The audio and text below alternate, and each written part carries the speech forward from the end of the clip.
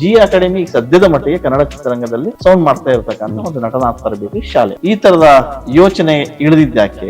ನಮ್ಮಲ್ಲಿ ದೊಡ್ಡ ಸೂಪರ್ ಸ್ಟಾರ್ಸ್ಗಳು ಇಂಡಸ್ಟ್ರಿಗೋಸ್ಕರ ಏನನ್ನೂ ಮಾಡ್ಲಿಲ್ಲ. ಸಿನಿಮಾ ಮಾಡಿದ್ದಾರೆ, ನಮ್ಮನ್ನ ಎಂಟರ್ಟೈನ್ ಮಾಡಿದ್ದಾರೆ. 0 ಇಂದ 1 ಹೀರೋ ಮಾಡಿ ಹೊರ ಕಳಿಸೋದು. ನಮ್ಮಲ್ಲೇ ಪ್ರೊಡಕ್ಷನ್ ಹೌಸ್ ಮಾಡ್ಬಿಟ್ಟು ನಾವ್ಯಾಕೆ ಅವಕಾಶ ಕೊಡಬಾರ್ದು ಅಂತ ಪೆಂಟಗನ್ ಸ್ಟಾರ್ಟ್ ಮಾಡಿದೆ 2020. ನಿರ್ದೇಶಕರನ್ನ ಅವರಿಗೆ ಕೊಡ್ತಾರೆ ಅಥವಾ ಬೇರೆ ನುರಿತ ನಿರ್ದೇಶಕರು ಇರ್ತಾರ?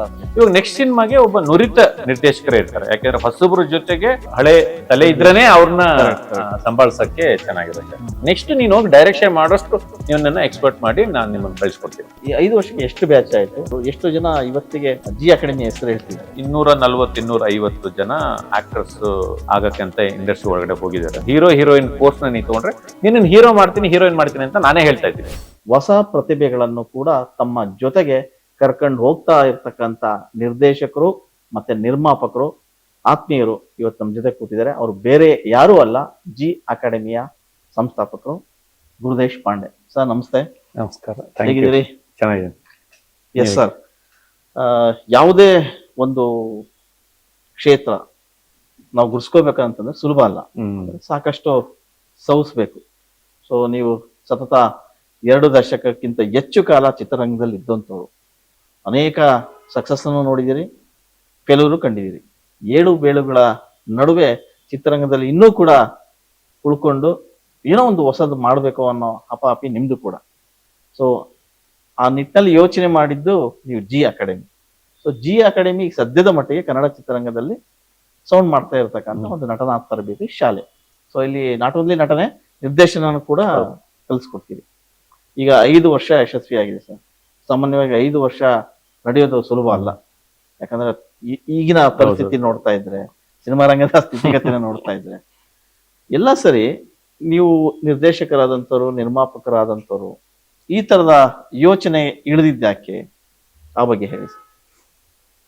ನಮ್ಮ ಇಂಡಸ್ಟ್ರಿಯಲ್ಲಿ ಪ್ರಾಬ್ಲಮ್ ಏನು ಅಂತಂದ್ರೆ, ನಮ್ಮ ಇಂಡಸ್ಟ್ರಿ 90 ವರ್ಷ ಆಯ್ತು ಅಂತ ನಾವು ಇವಾಗ ಹೇಳ್ತಾ ಇದೀವಿ. 90 ಇಯರ್ಸ್ ಆಯ್ತು ಅಂತ ನಾವು ಹೇಳ್ತಾ ಇದೀವಿ. ಬೇರೆ ಇಂಡಸ್ಟ್ರಿಗೆ, ತೆಲುಗು ಇಂಡಸ್ಟ್ರಿಗೆ ನೀವು ಕಂಪೇರ್ ಮಾಡಿದ್ರೆ ನಮ್ಮಲ್ಲಿ ಇರುವಂತ ಸೂಪರ್ ಸ್ಟಾರ್ಸ್ ಗಳಿರ್ಬೋದು, ಎಲ್ಲಾ ತಲೆಮಾರಿನ ಸೂಪರ್ ಸ್ಟಾರ್ಸ್ ಗಳು ಇರ್ಬೋದು, ಇಂಡಸ್ಟ್ರಿಗೆ ಕೊಡುಗೆ ತುಂಬಾ ಕಮ್ಮಿ ಇದೆ. ಸೂಪರ್ ಸ್ಟಾರ್ಗಳ ಬಗ್ಗೆ ಹೇಳ್ತಾ ಇದೀವಿ. ನೀವು ಬೇರೆ ಇಂಡಸ್ಟ್ರಿಯ ಸ್ಟಾರ್ಗಳು ನೀವು ಗಮನ ಹರಿಸಿದ್ರೆ, ತೆಲುಗುವಲ್ಲಿ ನೀವು ನೋಡಿದ್ರೆ ದೊಡ್ಡ ದೊಡ್ಡ ಸ್ಟುಡಿಯೋಗಳಿದಾವೆ. ರಾಮೋಜಿರಾವ್ ಸ್ಟುಡಿಯೋ ಇದೆ, ಅನ್ನಪೂರ್ಣ ಸ್ಟುಡಿಯೋ ಇದೆ.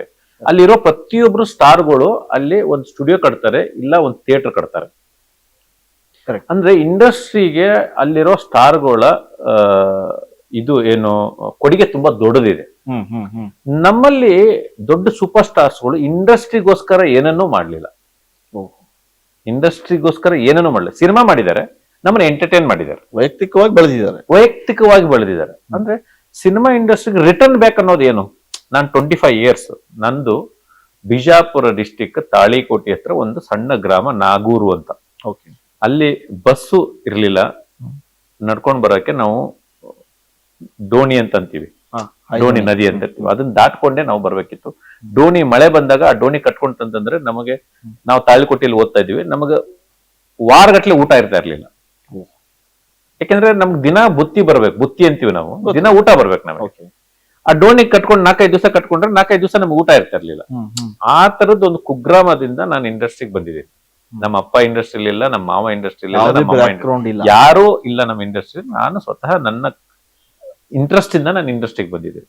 ಆದ್ರೆ ಇಂಡಸ್ಟ್ರಿ ನನ್ನನ್ನು ಒಳಗಡೆ ತಗೊಳಕ್ಕೆ ತುಂಬಾ ಟೈಮ್ ಆಯ್ತು. ನಾನು 2000 ಅಲ್ಲಿ ವರ್ಕ್ ಮಾಡಕ್ ಸ್ಟಾರ್ಟ್ ಮಾಡಿದೆ. ಅದ್ರ ವರ್ಕ್ ನನಗೆ ಈಜಿ ಸಿಕ್ತು. 2000 ಅಲ್ಲಿ ಚಂದನ ಚಿಗುರು ಅಂತ ಮಾಡಿದೆ, 2001 ಅಲ್ಲಿ ಸೈನಿಕ ಅಂತ ಸಿನಿಮಾ ಮಾಡಿದೆ, ಅದಾದ್ಮೇಲೆ ಸಾರ್ವಭೌಮ ಅಂತ ಸಿನಿಮಾ ಮಾಡಿದೆ. ಅದಾದ್ಮೇಲೆ ನಾನು 2007 ಅಲ್ಲಿ ನಾನು ಇಂಡಿಪೆಂಡೆಂಟ್ ಡೈರೆಕ್ಟರ್ ಆದ ವಾರಸ್ದಾರ ಮಾಡಿದೆ. ಅದಾದ್ಮೇಲೆ ಆ ಫಿಲಂ ಏನ್ ದೊಡ್ಡ ಸಕ್ಸಸ್ ಆಗ್ಲಿಲ್ಲ, ಮತ್ತೆ ತಿರ್ಗಾ ಸ್ಟ್ರಗಲ್ ಇತ್ತು, ಡಿಸ್ಟ್ರಿಬ್ಯೂಷನ್ ಮಾಡಿದೆ, ಅದು ಇದು ಏನೇನು ಕೆಲಸ ಮಾಡಿದೆ. ನಾನು 2012 ಅಲ್ಲಿ ರಾಜಾಹುಲಿ ಸ್ಟಾರ್ಟ್ ಆಯ್ತು, 2013 ಅಲ್ಲಿ ರಾಜಾಹುಲಿ ರಿಲೀಸ್ ಆಯ್ತು, ನನಗೆ ಬ್ರೇಕ್ ಆಯ್ತು.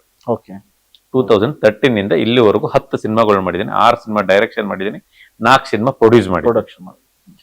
ಇಷ್ಟೆಲ್ಲಾ ಮಾಡಿದ್ಮೇಲೆ ಇಷ್ಟೆಲ್ಲ ನನಗೆ ಇಂಡಸ್ಟ್ರಿ ಕೊಟ್ಟಿದೆ. ನಾನು ಏನೂ ಇಲ್ಲದೆ ಇರೋನ್ನ ಇಲ್ಲಿವರೆಗೂ ಇಂಡಸ್ಟ್ರಿ ಕರ್ಕೊಂಡ್ ಬಂದಿದೆ.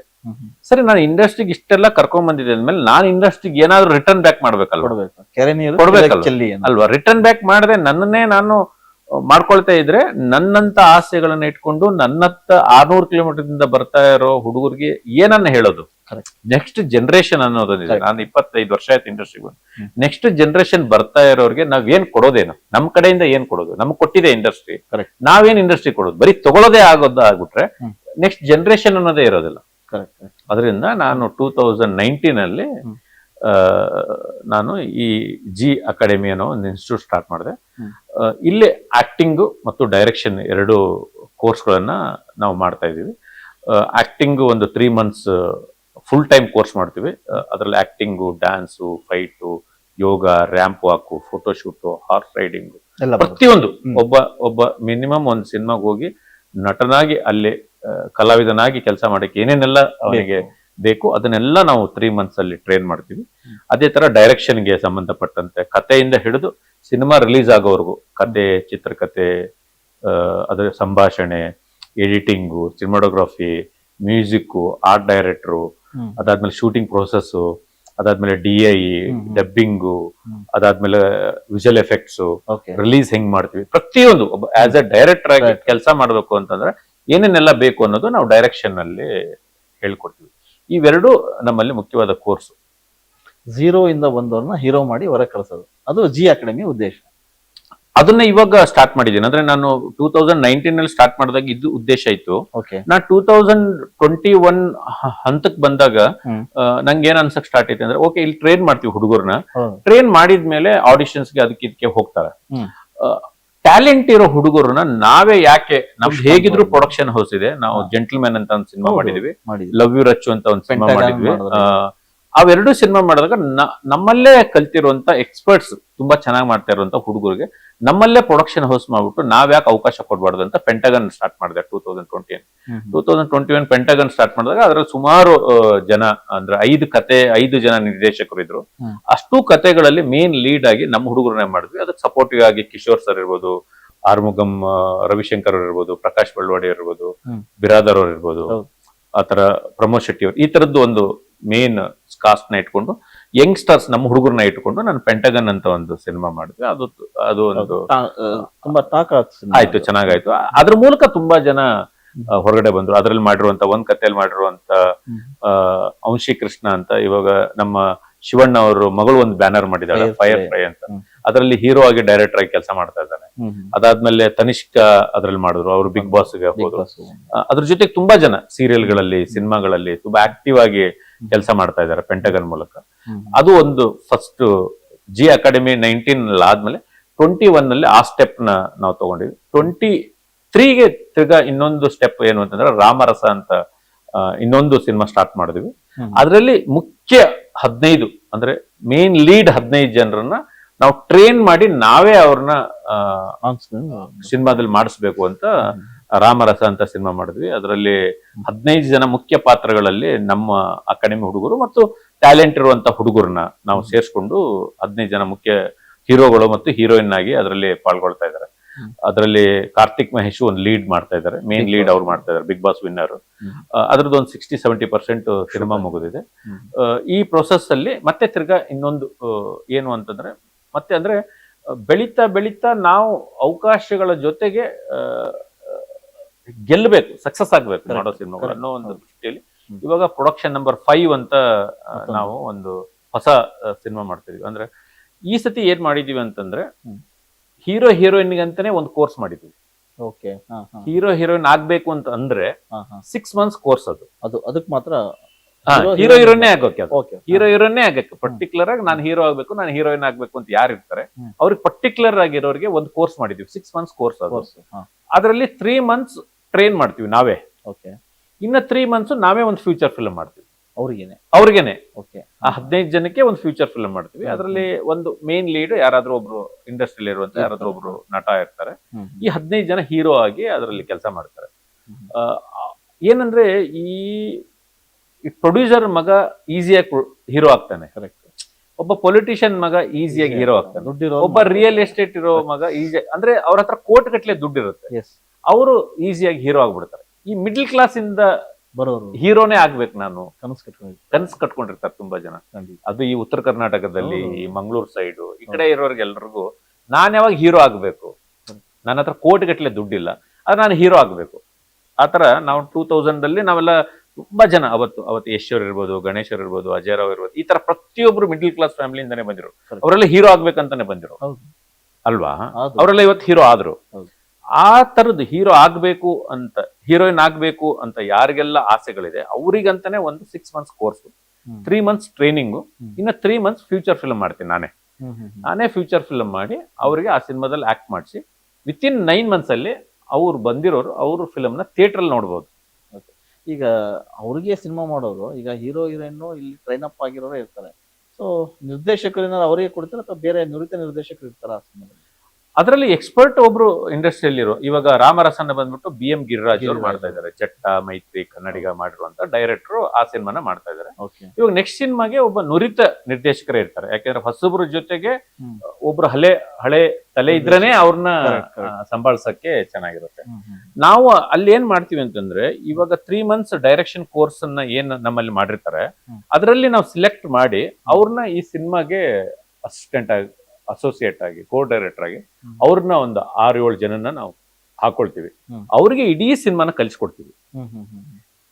ಡೈರೆಕ್ಟರ್ ಕತೆ ಮಾಡೋದ್ರಿಂದ ಹಿಡಿದು ಸಿನಿಮಾ ರಿಲೀಸ್ ಆಗೋವರೆಗೂ ಏನೇನೆಲ್ಲ ಪ್ರೊಸೆಸ್ ಇರುತ್ತೆ ಅದನ್ನ ಆಸ್ ಅ ಪ್ರಾಕ್ಟಿಕಲ್ ಆಗಿ ಸೆಟ್ ಅಲ್ಲಿ ಕಲಿಯುವಂತ ಒಂದು 6 ಜನಕ್ಕೆ ಅವಕಾಶ ಇರುತ್ತೆ. ಅದಕ್ಕೊಂದು ಸಣ್ಣ ಫೀಸ್ ನ ನಾವು ತಗೊಳ್ತೀವಿ. ಯಾಕಂದ್ರೆ ಕಲಿಸ್ಕೊಡಕ್ಕೆ ಫೀಸ್ ಬೇಕಲ್ಲ, ಅದಕ್ಕೊಂದು ಸಣ್ಣ ಫೀಸ್ ನ ತಗೊಳ್ತೀವಿ. ಡೈರೆಕ್ಟರು ಅಲ್ದ್ರ ಕಲ್ತ್ರೆ ಅಂದ್ರೆ ಹೆಂಗಿರುತ್ತೆ ಅಂತಂದ್ರೆ, ಇಡೀ ಸಿನಿಮಾನ ನೀನು ನಮ್ ಜೊತೆ ಕಲ್ತ್ಬಿಟ್ರೆ ನೀನ್ ಹೋಗಿ ನೆಕ್ಸ್ಟ್ ಸಿನಿಮಾ ಡೈರೆಕ್ಷನ್ ಮಾಡ್ಬೋದು, ಇಂಡಿಪೆಂಡೆಂಟ್ ಡೈರೆಕ್ಟರ್ ಆಗಕ್ಕೆ ಏನೇನೆಲ್ಲ ಇರುತ್ತೆ. ಟ್ರೈನಿಂಗ್ ಮಾಡಿರ್ತೀವಿ 3 months, ಇನ್ 3 months, ಇನ್ 6 months ನೀನ್ ಸಿನಿಮಾದಲ್ಲಿ ಕೆಲಸ ಮಾಡಿರ್ತೀಯ. ನೆಕ್ಸ್ಟ್ ನೀನ್ ಹೋಗಿ ಡೈರೆಕ್ಷನ್ ಮಾಡೋಷ್ಟು ನೀವನ್ನ ಎಕ್ಸ್ಪರ್ಟ್ ಮಾಡಿ ನಾನು ನಿಮ್ಮನ್ನ ಕಳ್ಸಿಕೊಡ್ತೀನಿ.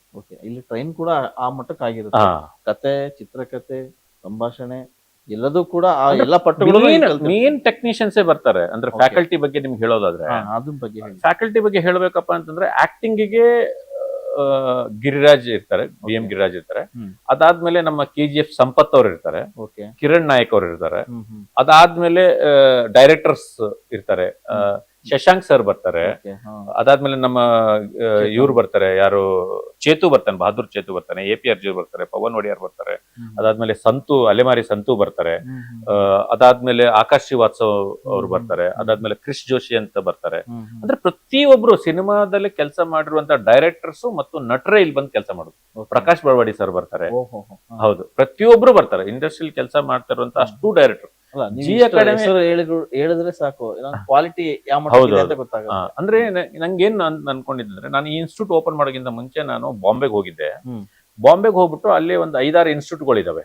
ಒಂದು ಅನುಪಮ್ ಖೇರ್ ಅವ್ರದ್ದು ಒಂದು ಇನ್ಸ್ಟಿಟ್ಯೂಟ್ ಇದೆ, ಆಮೇಲೆ ಸುಭಾಷ್ ಗೈ ಅವ್ರದ್ದು ಒಂದು ಇನ್ಸ್ಟಿಟ್ಯೂಟ್ ಇದೆ, ಆಮೇಲೆ ರಮೇಶ್ ಶಿಪ್ಪಿ ಅವ್ರದ್ದು ಒಂದು ಇನ್ಸ್ಟಿಟ್ಯೂಟ್ ಇದೆ.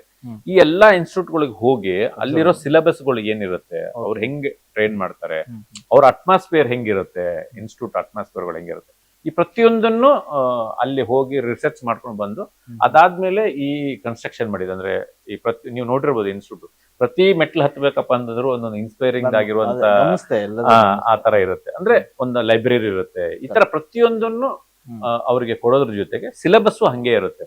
ಅಂದ್ರೆ ನೆಕ್ಸ್ಟ್ ಅಪ್ಡೇಟೆಡ್. ಅಂದ್ರೆ ನಾನು ಯಾಕೆ ಇಷ್ಟು ಜನ ಫ್ಯಾಕಲ್ಟಿ ಹೆಸರು ಹೇಳ್ತೇನೆ, ಇವರೆಲ್ಲ ಪ್ರೆಸೆಂಟ್ ಸಿನಿಮಾ ಮಾಡ್ತಾ ಇರುವಂತ ಡೈರೆಕ್ಟರ್, ಸಕ್ಸಸ್ಫುಲ್ ಪ್ರೆಸೆಂಟ್ ಏನ್ ಬೇಕು ಆಡಿಯನ್ಸ್ಗೆ, ಪ್ರೆಸೆಂಟ್ ಏನನ್ನ ಜನ ಎಕ್ಸ್ಪೆಕ್ಟ್ ಮಾಡ್ತಾ ಇದ್ದಾರೆ ಆ ತರ ಸಿನಿಮಾ ಮಾಡ್ತಾ ಇರುವಂತ ಡೈರೆಕ್ಟರ್ಸ್ ಮತ್ತು ನಟರ ಹತ್ರನೇ ಈ ನಮ್ಮ ಅಕಾಡೆಮಿಯಲ್ಲಿ ಕ್ಲಾಸಸ್ ನಡೀತದೆ.